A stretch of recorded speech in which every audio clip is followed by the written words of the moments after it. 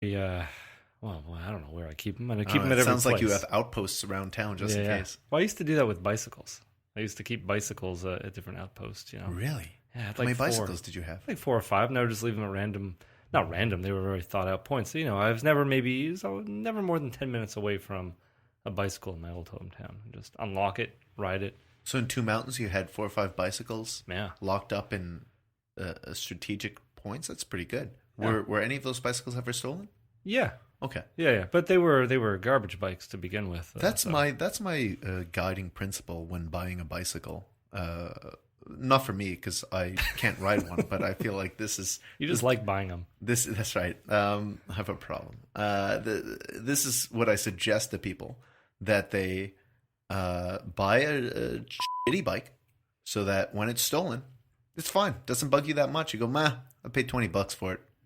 That's the thing. People probably won't steal those bikes. That too. I mean, double whammy. depends. People stole my bikes, but they were real trashy. I'm sure I could have just looked around and found them in a ditch somewhere. Well, every now and again, I think back to Two Mountains. I go, it's kind of a trash town full of trash kids stealing trash bikes. I'm not surprised. That's not fair. You didn't live in Two Mountains. Of course, you lived behind a strip club.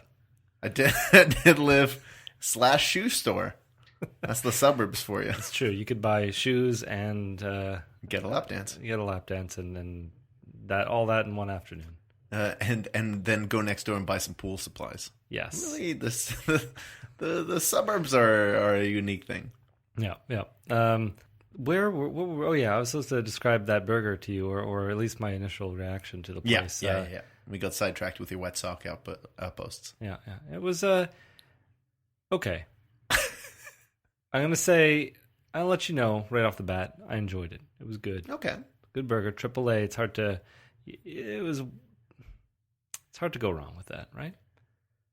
I mean, as soon as it was put down in front of you, you did a classic Matthew move, saw a nice shiny bun, and felt it to see if it was oily. Yeah. Was it? It was not. It was not. I feel like my attention was not on the burger as much as other weeks. We had company this time, and it was nice to have company. Sure. It was so distracting. I could not. I ate my burger, and I made some notes in my head, but we didn't get to talk about it like we normally do. We normally get to see each other's reactions. Mm-hmm. This time we were sitting beside each other. Yeah, it was a strange move. We don't normally do that. Yeah, that is true. And I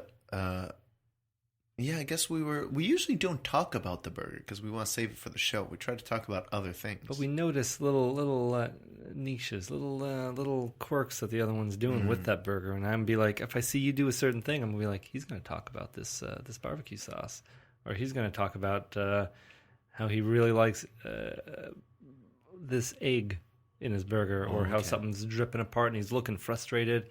He's slamming his utensils on the table. Maybe he's not mentioning it, but I know he's angry. See, now, you say that, but I feel like you did still notice my love of the barbecue sauce today. Well, because you spoke about that to no end. And made everyone try it. And I did notice you feeling your burger, removing tomatoes. Well, you did give me that tomato. Yeah. And removing your pickle, still eating the pickle. You just were worried about it slapping you in the chin, so you ate it in advance. Yeah, get it out of the way. I also, from our the people we ate with today, they're not our guests really. We just ate with them. They're also a big secret for some it was my brother and his wife. There we go. That we ate with today. A lot of criticism on our burger eating techniques and I felt really, really uncomfortable. Not in a horrible way, but in an uncomfortable way. I felt uncomfortable. It's like, relax. We're just eating a burger. Don't overthink it too much. We aren't like, taking little bites and then analyzing things with one of those little jeweler's eyepieces. Oh yeah, or not taking samples and running lab tests on it, testing the pH level. It's relax. It's a burger. Yeah, see how it feels in my mouth. See how it feels in my belly. Don't overthink it. Yeah. Just a little bit of thinking. No. So, Matthew, you felt your bun, wasn't oily, you took out your tomato, took out your pickle, took out that skewer that was holding it all together. Yeah. And then you took a bite. Yeah, I went to town on that thing. I ate about half that burger before I put it back down. You ate about half that burger before I even had the first bite. I was really fixated on my French fries and gravy. You were enamored with that gravy. Dirt gravy. That was a really tasty gravy. That was like the type of gravy that's ideal for me for a poutine. Oh yeah, that'd be good. The sort of like a barbecue chicken style gravy had a little spice to it. Maybe you taste it. You said it had a bit of a taste of dirt. Yeah, but I don't know. Dirt's not always a bad thing. Do you want to describe what dirt tastes like and why you've tasted dirt? It's like when you're digging through the dirt all ready to find worms or what have you, and then you're done with all your worm catching, and You going fishing or something? you're worm catching in case. Okay. It's you're doing it for a rainy day, and usually it's a rainy day when you're catching those worms. Yeah, okay. 'Cause they come to the surface. But when you're done, you don't want to wipe your dirty worm hands all over your new pants. So you lick them So clean. you lick them clean, and it's a little like that. It's just the taste of dirt. It's a taste of rich soil. It's a taste of worm earthiness. poop. You know, Isn't it worm poop? well, yeah, but I'm saying it's not that taste. It's not Okay. the worm poop ridden dirt of your mother's garden. You know, it's Sure. not your mother in particular. Just the mothers You don't of the talk world. about my mother's garden. I have nothing but appreciation. Your mother had a secret garden, Sebastien. I know about this. It's No, where the Seba-Mae. garden wasn't a secret. where Seba-Mae hails from. The separate yard was a secret. But let's not get into that again. No, you don't want people to know about your secrets. No, this was good soil. Gravy. What are we even talking about? It was weird. I tried to get everyone to try it as well. And Everyone did. they all kind of agreed it was probably like a mushroom taste. Yeah.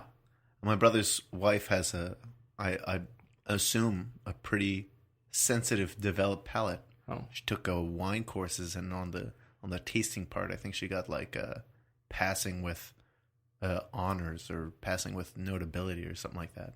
Oh. So I'm assuming she has a developed palate, is able to taste that gravy and go, not dirt, mushrooms. But to me, they're pretty much the same because I hate those. So Mushrooms. I like their French fries. They had nice fat French fries, great gravy, and I was just going to town on that for a little while before I even got to the burger.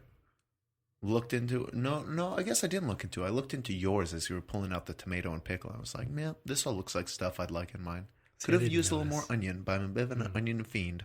It Yeah. didn't really lose points because of a lack of onion. They weren't dressed. Did you notice that? There's no topping on it. What do you mean? Like no mustard or mayonnaise or ketchup? Man, none of that. Yeah, no condiments, but it was dressed lettuce, tomato, pickles. Yeah, but Cheese. that's a hard dressing. It needs a soft dressing. You know, a hard dressing is something you can remove, like I did for most of that. Yeah, I guess you can't really easily scrape off the ketchup. No, that's in there, and they didn't have it when I found it. Very dry. Okay. You think you could have used a mayonnaise or a ketchup? Yeah, How about a mustard? yeah. Relish? No, that's overkill. Do you not like relish, Matthew? Yeah, I don't. Okay. Is it because it is pickles? It depends. You know, when there's mustard mixed with something else and it creates some sort of sauce. Yeah. I think I like that. I just don't like relish on its own. But you like pickles? Yeah, they're okay. I don't like sweet pickles Oh, okay. And that's what's going on with relish, basically. All right, okay. or crinkle cut, and they're usually one and the same. Crinkle cut pickles? Yeah. Oh, I know what you're talking about. When they're like those little disc slices, but they're Yeah. zigzaggy. Yeah, I like that. I'm into that. As long as they're crispy still. All right. Crunchy.